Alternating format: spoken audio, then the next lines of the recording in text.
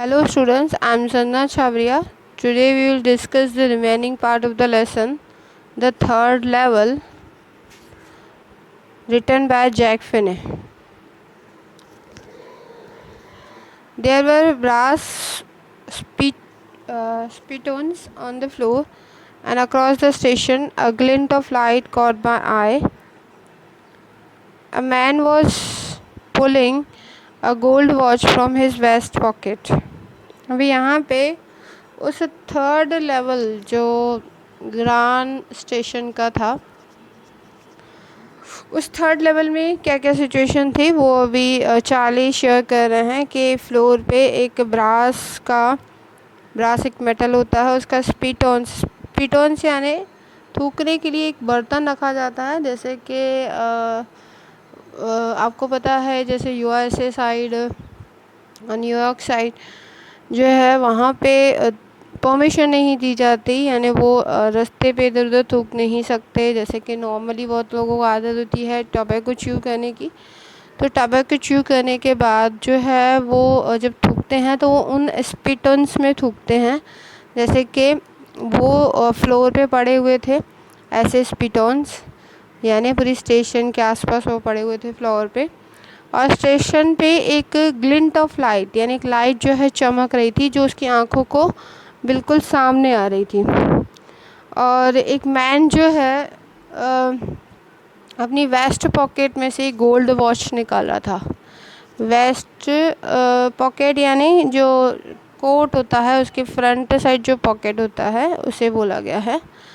He snapped open the cover, glanced at his watch and frowned, यानी उस person, उस man ने जिसने अपने पॉकेट में से वॉच निकाली, उसने क्या किया, उस की जो वॉच थी उसके कवर को खोला, उसे घूर के वॉच को देखा और फ्रॉन्ड यानी गुस्से से अपने आईब्रोज को यूँ टर्न किया, तो यानी उसे फ्रॉन्ड बोलते हैं। मे भी हो सकता है वो कहीं पे जाने के लिए लेट हो गया, वो टाइम देखा, लगा उसे लेट हो गया तो थोड़ा गुस्से में आ गया। He wore a derby hat, black 4-button suit with a tiny lapels, and he had a big black handlebar mustache. अभी उसका पूरा दिखाया हुआ है कि किस तरीके से उसका पहनावा था। उसे एक डर्बी हैट एक लंबी सी हैट होती है, बिना वजह उसमें काफ़ी सारा स्पेस रखा जाता है, वो हैट को डर्बी हैट बोला जाता है। और एक black 4-button suit with tiny lapels क्या होते हैं, जो आपने देखा होगा जो कोट होता है ना उसके साइडवेज में कॉलर्स होते हैं, तो छोटे कॉलर्स वाला जिसमें ब्लैक 4 बटन्स थे वो लगा हुआ एक कोट उसे पहना हुआ था। और उसकी ब्लैक हैंडल बार माउस्टेच थी, यानी उसकी जो मूंछ थी वो यूं ऐसे हैंडल बार होता है ना, ऐसा इस शेप में थी, यूं ऐसा उल्टा यू समझ सकते हो आप, ठीक है। इस शेप में वो क्या थी, माउस्टेच थी हैंडल बार के शेप में। यानी उसका पूरा अपीयरेंस बताया हुआ है कि वो मैन जो वह अपने पॉकेट में से एक वॉच निकालता है, वॉच की कवर को खोलता है और वो थोड़ा गुस्से में आ जाता है। उसने एक डर्बी हैट पहनी हुई है, टाइनी लेपल्स वाला उसने एक सूट पहना हुआ है जिसमें ब्लैक 4 बटन्स हैं, और इसकी मूंछ जो है वो हैंडल बार के शेप पे है। Then I looked around and saw that everyone in the station was dressed like 1990 something. तो फिर उसने क्या किया, जैसे ये पर्सन उसके लिए बहुत अजीब लग रहा था क्योंकि उसका लुक अजीब था, उसका पहनावा बिल्कुल अलग था। ये पहनावा ऐसा था जो 1890 में पहनते थे, पर अभी जैसे कि 1950 इसके हिसाब से चल रहा है, तो वो जो है इसके हिसाब से ये पहनावा बिल्कुल अलग था। तो उसने थोड़ा आगे पीछे आसपास में देखा तो हर कोई पर्सन इसी टाइप के ड्रेस पहने हुए थे, यानी सब लोगों ने ऐसे ही टाइप के लगभग कपड़े पहने हुए थे जैसे कि इस मैन का डिस्क्रिप्शन यहाँ पे दिया हुआ है। और सब ने 1890 में जैसे पहनावा होता था वैसे पहना था, यानी सब लोग वो 1819 के थे। I never saw so many beard sideburns and fancy moustaches in my life. अभी आगे चले बोलते हैं कि मैंने इस टाइप के जो बियर्ड यानी इतनी बड़ी बड़ी दाढ़ी मूंछ जो है, इतनी फैंसी मूछें और साइड बर्न्स यानी इनके जो यानी होता है ना कान के आगे की थोड़ी साइड बर्न्स बड़े हो जाते हैं, यानी दाढ़ी के ही कुछ बाल, उसे साइड बोन्स बोला जाता है। तो वो साइड बोन्स यानी नोक हम बोल सकते हैं। तो वो जो है इस टाइप की जो फ़ैशन है वो मैंने कभी भी नहीं देखा था अपनी लाइफ में, क्योंकि ये 1950 का था। 1950 में ऐसा नहीं चलता था, पर 1890 में ऐसा चलता था। तो वहाँ पे उस फैशन को देख के उसको थोड़ा अजीब लगता है। A woman walked in through the train gate. She wore a dress with a leg of mutton sleeves and skirts to the top of her high button shoes. अभी एक वुमन थी, उसका भी थोड़ा पहनावा बताया हुआ कि कैसे वो अलग थी। वो जो है एक ट्रेन के गेट में से निकलती है, उसने एक ड्रेस पहनी हुई थी, उस leg of mutton sleeves. Mutton sleeves क्या होती है, जो स्लीव्स होती हैं ना उसमें थोड़े चुन्नट बने हुए होते हैं, इस टाइप की होती है। और आगे से जो है जो स्लीव्स का जो आगे का पोर्शन होता है हैंड्स की तरफ, वो काफ़ी पतला होता है, टाइट फिटिंग में होता है। और जब शोल्डर की तरफ होता है तो वो काफ़ी फूला हुआ होता है, क्योंकि उसमें काफ़ी चुन्नट यानी बीच में जो होते हैं ना कि घेरदार होते हैं, इस टाइप का। और उसने स्कर्ट पहना हुआ है, वो skirt to the top of her high button shoes, यानी उसके शूज़ कैसे हैं, हाई बटन शूज़ हैं, उसको वो कवर कर रहा है पूरा स्कर्ट, इस टाइप का पहना हुआ है। Back of her, out on the track, I caught a glimpse of locomotive, a very small courier and ives locomotive with a funnel-shaped stack, and then I knew. तब वो बोल रहे हैं कि मैंने थोड़ा पीछे मुड़ के देखा तो लोकोमोटिव देखी। लोकोमोटिव यानी ऐसी एक ट्रेन होती है जो पुराने ज़माने में चलती थी, जैसे कि कोल पे चली जाती थी, उसी लोकोमोटिव ट्रेन बोला जाता था। तो वो small courier and I locomotive company की ट्रेन जो है जैसे चल रही थी। एंड क्या दिया हुआ है, विथ फनल शेप स्टेक्स, यानी एक चिमनी का एक ढेर था, ऐसा लग रहा था, इस टाइप का वो पूरा लोकोमोटिव था। और तब बोलता है एंड देन आई न्यू, तब मैं जान गया कि मैं कहाँ पहुँच चुका हूँ, अभी 3rd लेवल में मैं पहुँच चुका हूँ। To make sure, I walked over to a newsboy and glanced at the stack of papers at his feet. अभी ये श्योर करने के लिए कि मैं ज़रूर जो है इसी में पहुंचा हूँ, यानी 3rd लेवल पे पहुंचा हूँ या नहीं, वो श्योर करने के लिए वहाँ पे एक न्यूज़ बॉय था जो क्या कर रहा था, न्यूज़पेपर सेल कर रहा था। उसके पैरों के नीचे न्यूज़पेपर का ढेर लगा हुआ था, उसकी तरफ उसने घूर के देखा। It was the world and the world hasn't been publish for year. अभी वहाँ पे जो न्यूज़पेपर है उसका नाम क्या था, द वर्ल्ड। देख सकते हो यहाँ पे पिक्चर भी दिया हुआ है, न्यूज़पेपर का नाम है द वर्ल्ड न्यूज़पेपर। तो यहाँ पे वो बोल रहे हैं तो वर्ल्ड न्यूज़पेपर अभी तो बहुत सालों से पब्लिश नहीं हुआ है, क्योंकि पहले वो वर्ल्ड न्यूज़पेपर चलता था, अभी बंद हो चुका है, काफ़ी सालों से वो नहीं चल रहा था। तो इसलिए वो लग रहा है, उसको अजीब लग रहा है, यार ये न्यूज़पेपर तो अभी चलता ही नहीं है। The lead story said something about president Cleveland. तो यहाँ पे जो ये द वर्ल्ड लाइफ का जो न्यूज़पेपर था उसमें जो हेडलाइन थी वो क्लीवलैंड प्रेसिडेंट के बारे में कुछ बोल रही थी। ये प्रेसिडेंट जो है पहले काफ़ी साल पहले हुआ करता था, 1819 के आसपास।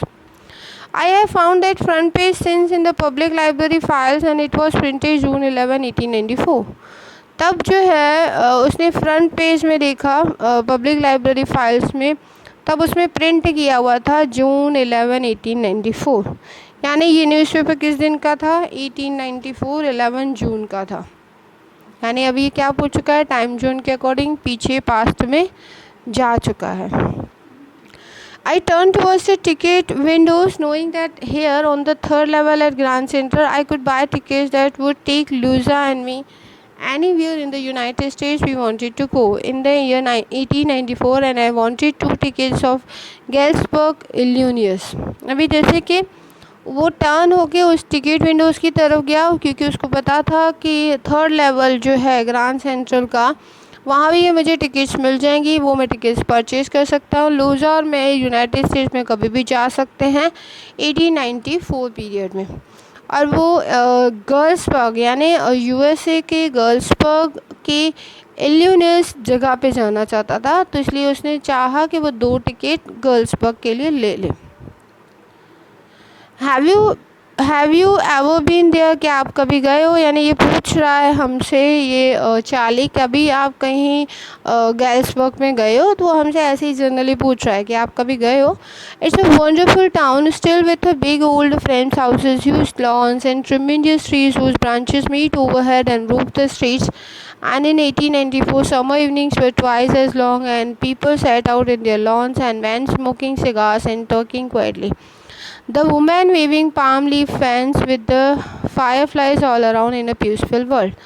अभी जैसे कि इसने चार्ली ने पूछा है लोगों से कि क्या, जो रीडर है उनसे पूछा है कि क्या कभी आप यूनाइटेड स्टेट्स के गैल्सबर्ग में गए हो, तो किसी ऑब्वियसली ये तो जनरली ऐसे ही ऑथर जो है क्वेश्चन पूछते हैं, बट वो फिर खुद ही आंसर कर रहा है कि बहुत ही वंडरफुल टाउन है। अभी इस टाउन में क्या क्या चीज़ें हैं वो बताई गई हैं कि बड़े बड़े ओल्ड फ्रेम हाउसेस हैं, बड़े बड़े लॉन्स हैं, और ट्री बहुत ही लंबे, इतने ट्रिमेंडियस ट्रीज़ हैं कि उनकी ब्रांचेस इतनी बड़ी हो चुकी हैं कि जो समझो, अगर हम बोल सकते हैं ना, सपोज़ करो ये साइड ट्रीज़ की पूरी लाइन हो, और फिर सपोज़ करो हम बोलते हैं कि ये साइड ट्री की एक लाइन हो, फिर इनकी जो ब्रांचेस ऐसे करके इधर, और सपोज़ इसकी ब्रांचेस जो है ऐसे करके इधर, तो यूँ एक दूसरे से इस तरीके से मिल रही हैं जैसे कि एक रूप बन गया। तो आप इस एरो को देख सकते हो, मैं बता रही हूँ आपको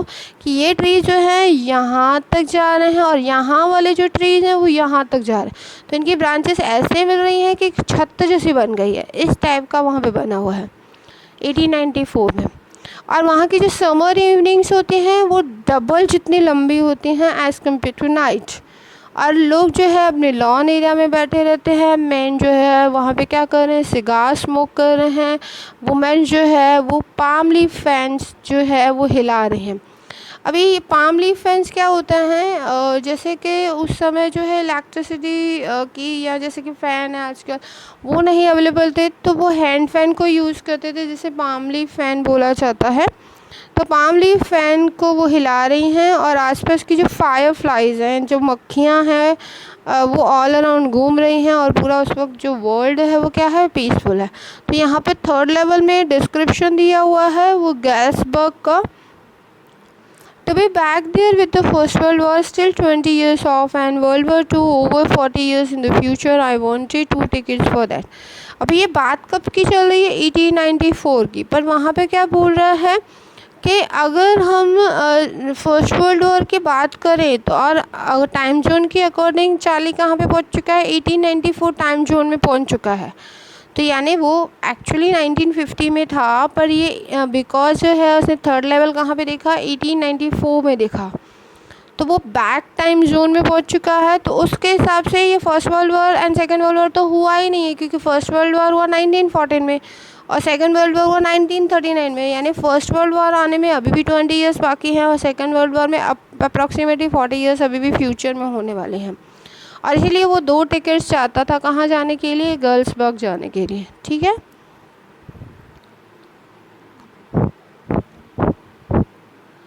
The clerk figured the fear. He glanced at my fancy headband, but he figured the fear, and I had enough for 2 coach tickets one way।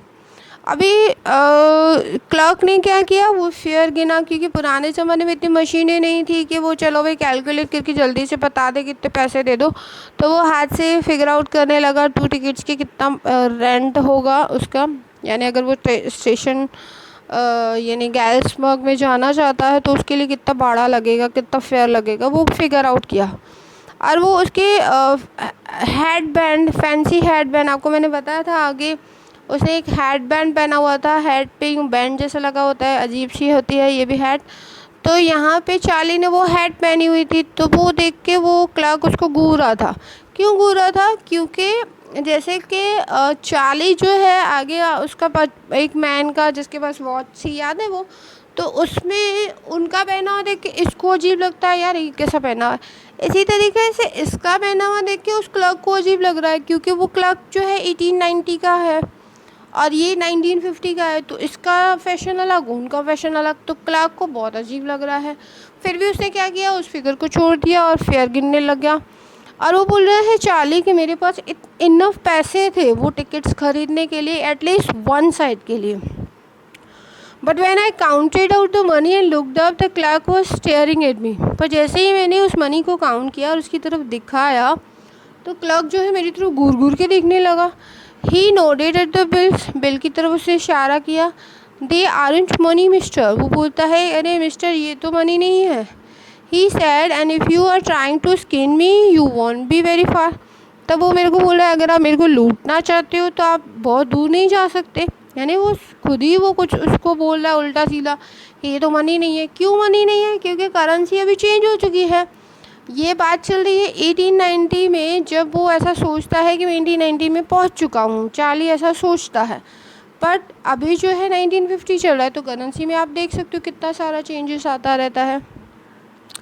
And he glanced at the cash drawer beside him. Of course, the money was old-style bills, half again as big as the money we use nowadays and different-looking. I turned away and got out fast. There is nothing nice about jail even in 1894. तब यहाँ पे Charlie क्या बोल रहे हैं कि मैंने उसके कैश ड्रॉवर की तरफ घूर घूर के देखा जो उसके पास में था। ऑफ कोर्स वो बोला था उसकी जो मनी स्टाइल बिल्स थे वो बिल्कुल अलग थे, बिल्कुल ओल्ड फैशन के थे। और वो बोला था कि हमारी जितनी साइज़ है अभी नोट्स की उसकी हाफ़ और ऐड कर दो, यानी 1.5 जितना ज़्यादा जो है मनी जो है लार्ज था। यानी समझो हाफ़ जितना ज़्यादा बिग था। यानी समझो अगर हमारी करेंसी समझो उसकी साइज़ 1 साइज़ है तो ये 1.5 साइज़ की थी, तो यानी थोड़ी बड़ी करेंसी। पुराने ज़माने नोट थोड़े बड़े चलते थे एंड डिफरेंट लुकिंग थे। और वो बोलता है फिर मैं जल्दी से फास्ट दौड़ा। क्योंकि वो क्यों ऐसा दौड़ा? क्योंकि वो बोलता है कि 1894 में भी जेल जाना अच्छा नहीं था, क्योंकि जेल जाना तो अभी भी अच्छा नहीं है। तो वो बोलता है कि उस समय भी इतना अच्छा नहीं था, तो मैं भागा दौड़ा कि चलो भाई अभी क्या करना है, भाग जाओ बेटर रहेगा। एंड दैट वाज दैट, और यही हुआ। यानी वो अभी चीज़ें बता रहा है, बस यही हुआ। I left the same way I came I suppose. अभी वो बोलता है मैंने सेम वे में जैसे मैं वहाँ पे गया था वैसे ही वापस भी आ गया। I suppose the next day during lunch hour I drew $300 out of the bank, nearly all we had, and bought old style currency that really worried my psychiatrist friend. अभी वो क्या बोल रहा है, बस यही हुआ। और मैंने क्या किया, नेक्स्ट डे पे लंच ओवर का टाइम था, यानी लंच करने का टाइम था। मैंने क्या किया, अपने $300 मेरी बैंक में से निकाले जो मेरे पास इतने ही थे, और उसके लिए मैंने ओल्ड स्टाइल की करेंसी ख़रीद ली। क्योंकि क्या होता है कि हम जो है भले ही हमारे पास ओल्ड करेंसी रियल में नहीं यानी एग्जिस्टेंस में नहीं होती है, पर जो कलेक्टर्स होते हैं उनके पास ओल्ड करेंसी वो कलेक्ट करके रखते हैं, तो उनसे मिल जाती है ओल्ड करेंसी। तो वो ओल्ड करेंसी उन कलेक्टर से लेता है और वो बोलता है रियली ये मेरी साइकेट्रिस्ट फ्रेंड को क्या कर रही थी, वरिड कर रही थी, क्योंकि उसने साइकेट्रिस्ट को सारी चीज़ें बताई थी। You can buy old money at almost any coin dealers, but you have to pay a premium. वो बोल रहा है कि हाँ आप पुरानी ओल्ड मनी जो है ख़रीद सकते हो ओल्ड डीलर से, पर आपको प्रीमियम मनी पे करना पड़ेगा। यानी सपोज़ आप 100 रुपीज़ का ले रहे हो तो आपको 100 से कम ही पैसे मिलेंगे पुरानी करेंसी के। My $300 bought less than 200 in old style bills, but I didn't care. I export 13 cents dozen in 1894. तो यहाँ पे वो क्या बोल रहे हैं, जैसे कि वो बोला कि मैंने $300 जो ओल्ड स्टाइल करेंसी डीलर्स थे उसको दिए, और मेरे को 200 से भी कम ओल्ड स्टाइल के बिल्स यानी ओल्ड स्टाइल की करेंसी मिली। पर बोलता है मैं केयर नहीं करता उसकी। क्यों? क्योंकि 1894 में जो अंडे हैं 13 सेंट में मिल जाते हैं 1 डज़न अंडे। तो वहाँ पे यानी आपको पता है कि पुराने ज़माने में बहुत यानी चीप चीज़ें यानी चीप वे में जो चीज़ें मिल जाती थी। नाउअडेज़ काफ़ी महंगाई हो गई है, तो पुराने ज़माने में आपको पता है कि बहुत ही कम वैल्यू हमें पे करनी पड़ती। तो उस हिसाब से बोला ठीक है ना यार, चलेगा, इतनी कम वैल्यू में वो मिल जाते हैं इतने, तो मेरा गुजारा हो जाएगा। यानी वो क्या सोच रहा है, आप सोच सकते हो कि वो टाइम जोन के अकॉर्डिंग वो 1894 में पहुंच चुका है, और वो ऐसा सोच रहा है कि अभी जो है मैं ये करेंसी लेके जाऊंगा 1894 में और वहाँ पे जाके रहूँगा, मेरी वाइफ भी रहेगी। वो इतनी इमेजिनेशंस कर रहा है। But I have never again found the corridor that leads to the third level at the Grand Central Station, although I have tried often enough. अभी जैसे कि अभी तो ये फ़िलहाल 1950 में है, क्योंकि एक ही बार वो थर्ड लेवल में गया था और वो सारी चीज़ें अपने साइकियाट्रिस्ट से बताई थी। अभी वो बोल रहा है कि मैंने बहुत बार कोशिश की है उस थर्ड लेवल में जाने के लिए, उस कॉरिडोर में, जैसे कि मैं ग्रैंड सेंट्रल स्टेशन के थर्ड लेवल में पहुँच जाऊँ। मैंने कोशिश की है, बहुत इनफ कोशिश की है कि मैं ये कर लूँ, पर नहीं हो रहा है। Louisa was pretty worried when I told her all this and didn't want me to look for the third level anymore. And after a while I stopped. I went back to my stamps. अभी ल्यूज़ा जो है काफ़ी चिंता में थी, जैसे कि मैंने उसको इस थर्ड लेवल के बारे में बताया और उसकी सारी चीज़ें के बारे में बताया, उसकी करेंसी के बारे में बताया, और मैं भी जो है गैल्सबर्ग जाना चाहता था। उसकी मैंने 2 टिकट ली पर मुझे नहीं मिली, क्योंकि ओल्ड करेंसी मेरी करेंसी से बिल्कुल अलग थी। तो वो सारी चीज़ें उसने ल्यूज़ा को बताई थी। तो ल्यूज़ा जो है वो ऐसा नहीं चाहती थी कि मैं थर्ड लेवल में फिर से जाऊँ, तो मैंने थोड़े टाइम के लिए उसको रोक दिया। वापस से चार्ली बोलता है कि मैं अपने स्टैम्प कलेक्शन की हॉबी में जुट गया।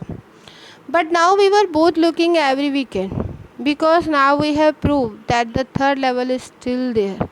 अभी यहाँ से क्लाइमेक्स शुरू होता है, जहाँ से आपको स्टोरी अभी पता चलेगी कि एक्चुअल में क्या हुआ है, क्योंकि अभी तक तो सिर्फ इधर उधर की बातें ही हो रही हैं।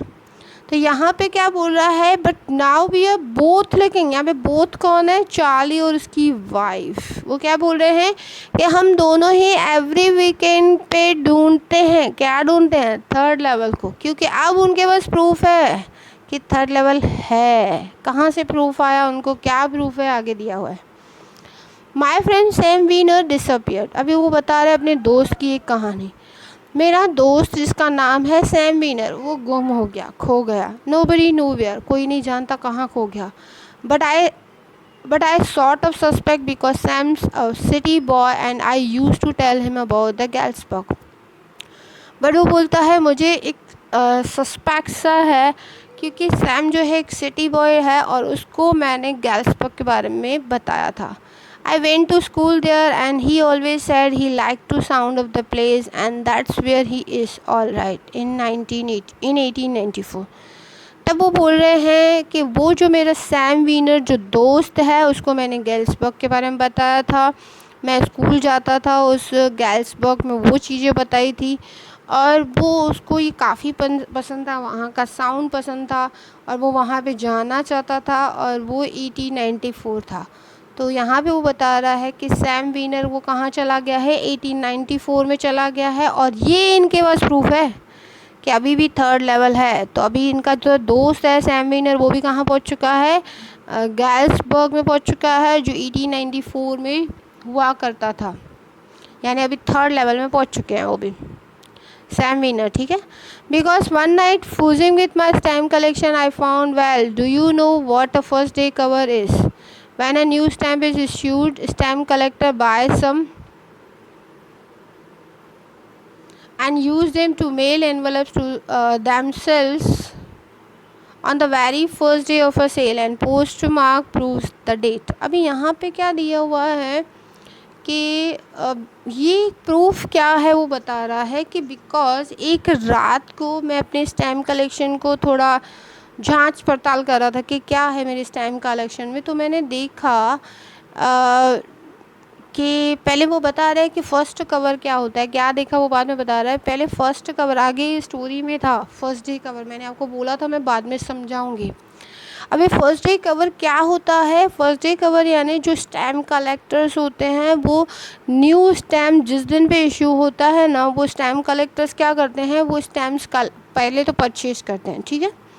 फिर परचेज करने के बाद एक एनवलप में वो एक एनवलप में इसके ऊपर जो है वो स्टैम्प लगा देते हैं, और एनवलप पूरा खाली होता है, और वो फर्स्ट डे पे ही वो क्या कर देते हैं, डाल देते हैं मेल में, यानी पोस्ट कर देते हैं, खुद को ही पोस्ट कर देते हैं, ठीक है।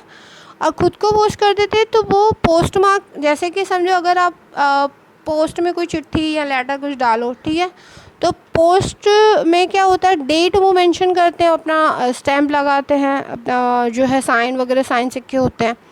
तो वहाँ पे डेट आ जाती है ना, तो उस दिन पता चल जाता है हाँ कि ये दिन ये फर्स्ट मैंने स्टैम्प कलेक्ट किया था। तो स्टैम्प कलेक्टर इतने अपनी हॉबी के प्रति मैड होते हैं, उनमें मैडनेस सवार होती है कि फर्स्ट जब भी नया कलेक्शन आए स्टैम्प कलेक्शन, तो वो क्या करते हैं उसी दिन वो ख़रीदते हैं, अपने आप को ईमेल कर देते हैं और वो एनवेलप खाली होता है। इवन वो खोलते भी नहीं है वो कवर, देखो आगे दिया हुआ है The envelope is called a first day cover. They are never open and just put blank paper in the envelope.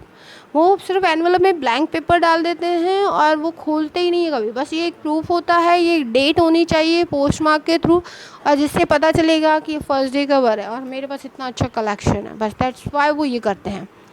That night among my oldest first day covers I found one that shouldn't have been there. और उस night पे जैसे कि वो देख रहा था, छांट रहा था अपनी सारे ये एनवेलप्स को और फर्स्ट डे कवर्स को, तो ओल्ड फर्स्ट डे कवर में एक ऐसा फर्स्ट डे कवर था जो वहाँ पे नहीं होना चाहिए था, बट देयर इट वॉज, पर वो वहाँ पे था। पर वो क्या था उस फर्स्ट डे कवर में वो बताया गया है। It was there because someone had made it to my grandfather at his home in Galesburg. अभी ये उस फर्स्ट डे कवर में मेल किया गया था मेरे ग्रैंडफादर को, जिनका घर कहाँ पर था, गैल्सबर्ग में था। That's what the address on the envelope said, क्योंकि ये एड्रेस जो फर्स्ट डे कवर की एड्रेस थी वो किसकी एड्रेस थी, वो गैल्सबर्ग की एड्रेस थी, जो जहाँ पे उनके ग्रैंडफादर रहते थे। And it had been there since July 1894। और ये जो है 18 जुलाई 1894 से था। The post mark showed that and yet I didn't remember it at all. और पोस्ट मार्क ये सारी चीज़ें शो करा था, क्योंकि पोस्ट में सारी डिटेल होंगी, जब पोस्ट भेजा गया होगा उस पर एड्रेस होगा, तो ये एड्रेस भी था, डेट भी थी, वो मेंशन कर रही थी कि हाँ ये इस दिन पे भेजा गया है। पर वो बोल रहा है मुझे याद नहीं है कि ये पहले मैंने कभी भी ये कवर मेरी कलेक्शन में नहीं देखा।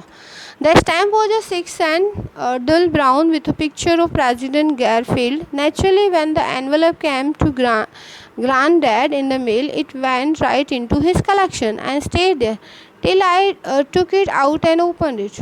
अभी यहाँ पे क्या होता है, नेचुरली वो बता रहा है कि ये स्टैम्प जो है 6 सेंट का था और डल ब्राउन कलर का था, और उसमें प्रेसिडेंट गैरफील्ड की पिक्चर थी, और नेचुरली एनवेलप जो है मेरे ग्रैंडफादर को मेल के थ्रू आया होगा और वो वहीं पे रहा होगा, पर फिर भी मैंने उसको खोला। अभी ये एनवेलप खुलने के बाद सारी चीज़ें जो सस्पेंस है वो खुलेगा।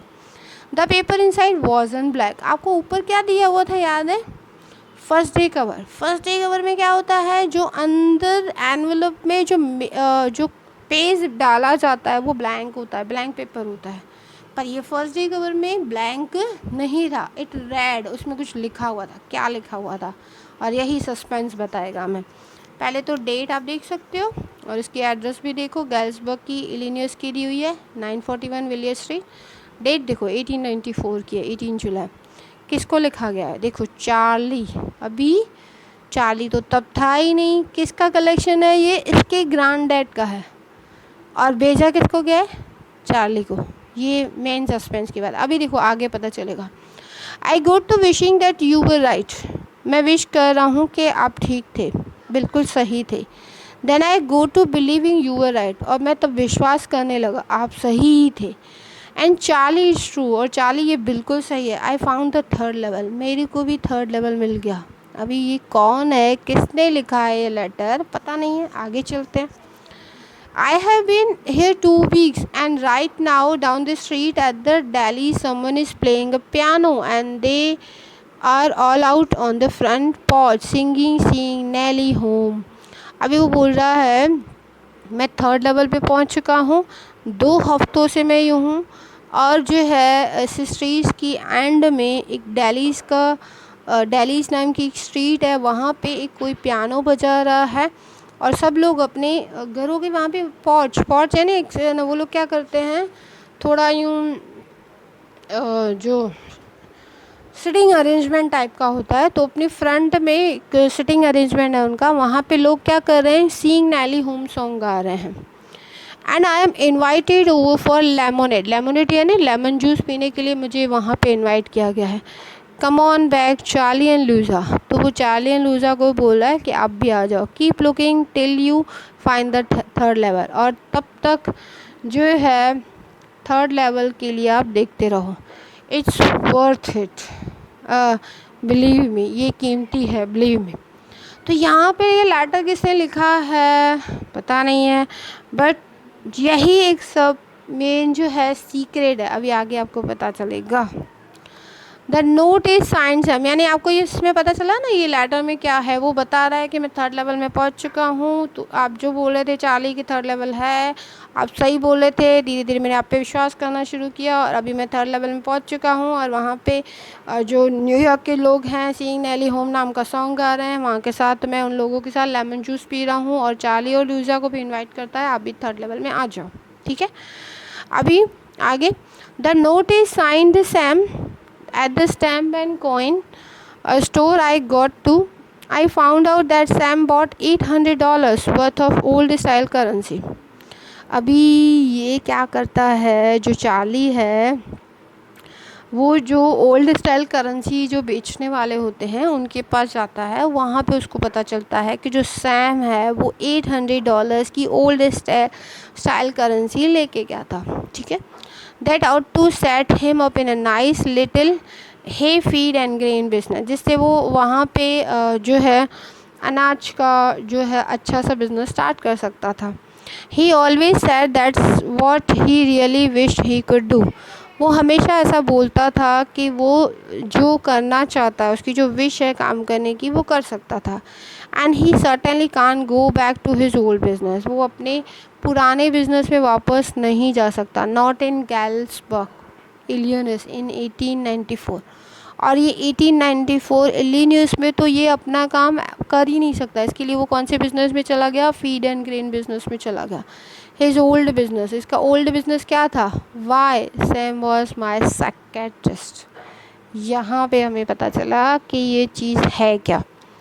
तो सैम वो कौन था, साइकियाट्रिस्ट था, जो आपने लेसन के स्टार्टिंग में समझा था कि जहाँ पे जो चार्ली है अपने थर्ड लेवल जब उसने देखा तो लोग उसको बेवकूफ़ ना समझे, इसलिए अपने साइकियाट्रिस्ट दोस्त को उसने सारी चीज़ें बताई, सब कुछ बताया। पर धीरे धीरे वो साइकियाट्रिस्ट जो है उसकी बातों पे विश्वास करने लगा और वो भी थर्ड लेवल में पहुंच गया, वो 1894 में पहुंच गया। और वहाँ से ये वाला लेटर आया जो उस वक्त 1894 में उसके पास चार्ली की एड्रेस नहीं थी, तो उसके दादाजी की एड्रेस जो गैल्सबर्ग में रहते थे उसके टाइम पे भेज दी है 1894। और वो कवर जो है किसको मिला, चार्ली को मिला। और अभी साइकियाट्रिस्ट कहाँ पे है, 1894 में पहुंच चुका है। और वो क्यों बोल रहा है कि अपना ओल्ड बिजनेस साइकियाट्रिस्ट का नहीं कर सकता, क्योंकि उस ज़माने में आगे दिया हुआ था कि जो है इतनी वरीसम, इतनी इनसिक्योरिटीज़, टेंशन नहीं होते, लोग इरिटेट नहीं होते, दैट्स वाई वहाँ पे साइकियाट्रिस्ट की ज़रूरत ही नहीं थी। तो वो अपना बिज़नेस होल्ड नहीं कर सकता, इसलिए उसने क्या किया, ग्रेन हीट का बिज़नेस स्टार्ट कर दिया। तो यहाँ पे हमारी स्टोरी एंड होती है। होप आपको समझ में आया होगा। Thank you for watching this video. Good bye.